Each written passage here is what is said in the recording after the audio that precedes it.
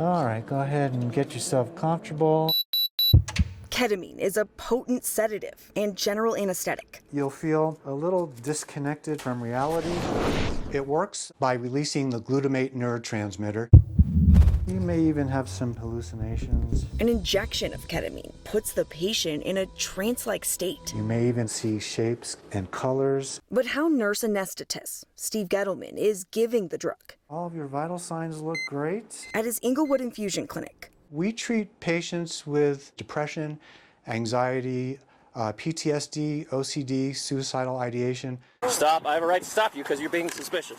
Is very different than what happened to Elijah McClain. Stop. I have never given a dose of 500 milligrams in less than 2 or 3 hours. I'm shocked. So when the ambulance gets here, we're going to go ahead and give him some ketamine.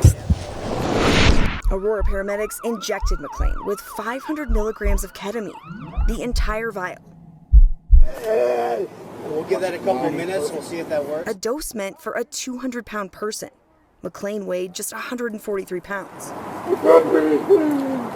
The coroner ruled his death undetermined, but couldn't rule out a negative reaction to the drug. The incident with Elijah McClain about a year ago really brought ketamine to the forefront. McClain's death is why Aurora City Councilman Curtis Gardner pushed for a temporary ban.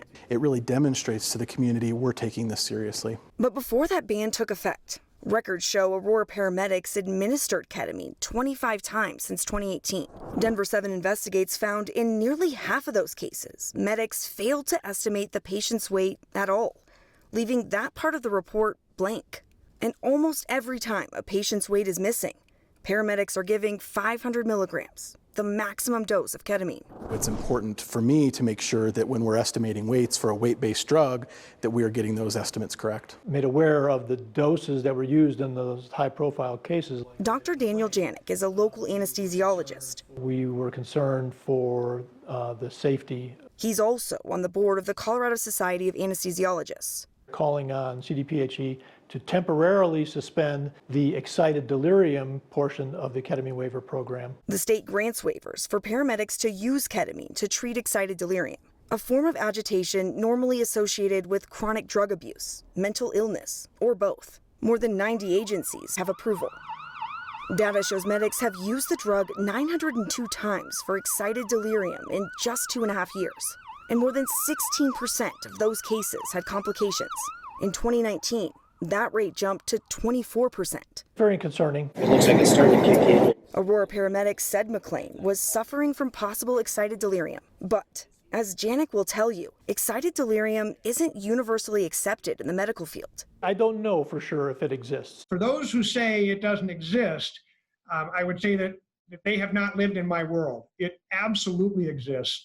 And it is a medical emergency. Dr. Christopher Colwell says excited delirium is real. You see 8 or 10 people trying to control somebody and they still can't do it. It's that type of agitation. Stop. Relax. Stop. I'm going home. Relax or I'm going to have to change this situation. He says the more someone struggles with police, the more their health is at risk. Developing severe illness and even dying. Colwell was at Denver Health when Colorado started using ketamine for agitated patients. Black Mamba increase in the summer of 2013. Colwell says that and other drugs led to more extremely agitated patients in need of a higher level of sedation. And that's where ketamine came in.